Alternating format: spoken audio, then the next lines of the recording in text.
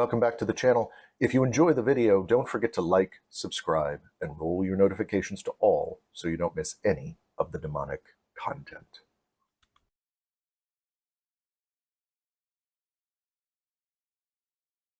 Once the dominoes start to fall, conspiratorial demonologies begin to take on some fairly clear patterns. While not all of the traits I'm about to talk about are going to be found in every conspiratorial demonology, if you find several of these within a particular way of looking at demons, you've probably stumbled upon one and should steer clear. There are also some that I would weight more significantly than others, which I'll note in the discussion. Our first trait is that the demonology seeks to other groups of people. Now, this is a relatively common trait of demonologies in general, and its presence should not necessarily be taken as a sign of conspiratorial demonology. In fact, if you don't see this trait, I would argue you're likely not dealing with a conspiratorial demonology. Nevertheless, be careful. Othering can hide itself in very clever ways that can be difficult to see or explain in ways that might seem reasonable at first glance. For more information on othering, see the video above. Our second trait is that the demonology expresses itself as a series of inversions. Black, white, up, down, left, right. These are all inverses of one another, opposite ends of a particular spectrum. What a conspiratorial demonology will tend to do is build the groups that it is othering, or the demons it is identifying, as inversions of the group that holds the conspiratorial demonology. Most often, this will be an absolute inversion rather than giving partial ground. So watch out for people saying things like, "You're only a Christian if you believe or do X, Y, and Z.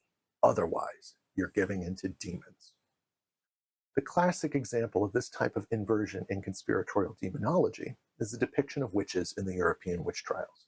When we look at a document like, say, the Malleus Maleficarum, the hammer of or hammer against witches, we can see that the witch is an inversion of the idea of the good woman. Whereas good women in the Middle Ages controlled their sexuality, witches needed to copulate with demons because of their unbridled lust. Whereas good women gave birth to healthy babies, witches killed babies, sometimes used their corpses in weird rituals. Whereas good women aroused men, witches removed arousal so completely that they stole men's penises. No, seriously, it's right here. Check it out. The third trait of conspiratorial demonologies is that demons are depicted as responsible for a majority of issues rather than a minority. This is an extension of the inversion trope discussed above, and it often takes the forms of many things, if not everything, that the community rejects being labeled as a possible source of demonic activity. This is shady enough that you'll often get conspiratorial demonologists saying things like, "I don't see demons everywhere, but..."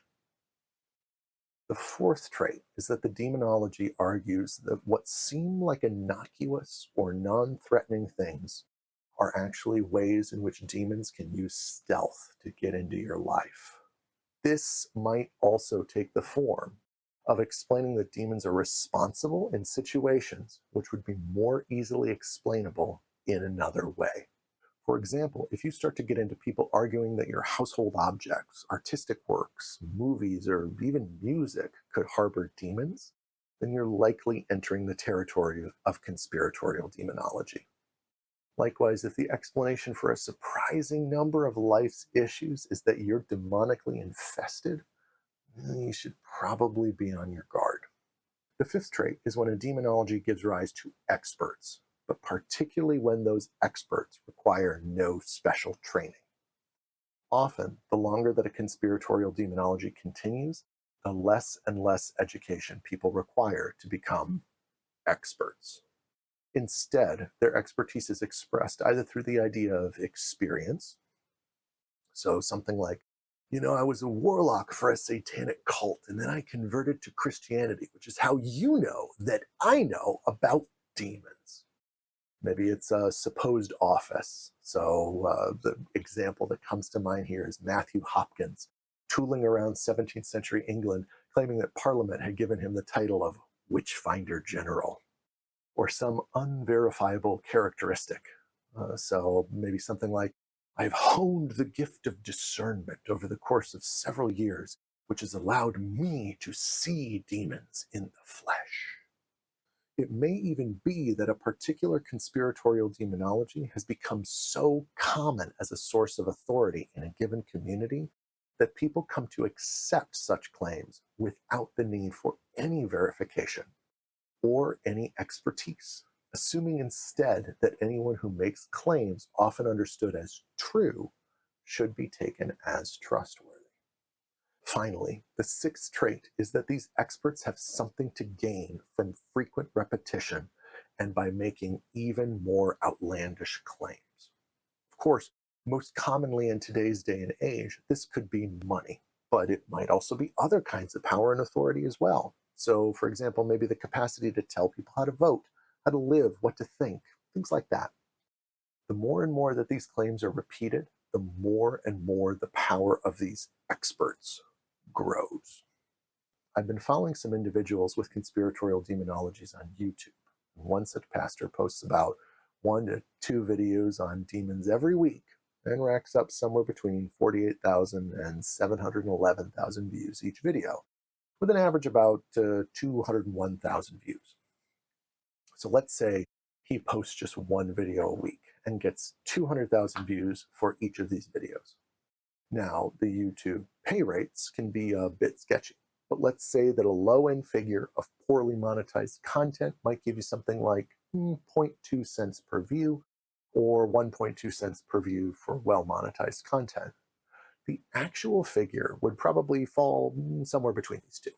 Thus, the individual in question is likely making between $21,000 and $125,000 a year on videos that require relatively little research to actualize. Which reminds me, please like and subscribe. Just kidding. But let's just say that this isn't an unprofitable area to go into. As for the outlandish claims, I'm reminded of John Todd, a Christian speaker in the 1970s, who claimed to have been born into a family of witches and to have been involved in an extensive occult conspiracy before he converted to Christianity. Todd's claims were so weird, it's a wonder anyone believed him. But they included things like Jimmy Carter being the Antichrist, Freemasons being part of a Luciferian Illuminati conspiracy, and having practiced magic right out of the Necronomicon, a fictitious book created by the author H.P. Lovecraft. As is often said, all models are wrong, but some are useful. This video can't capture the specific historical, political, social, theological, all those kinds of things, the cause and depth of every conspiratorial demonology. But it is my hope that it will be of some use to you.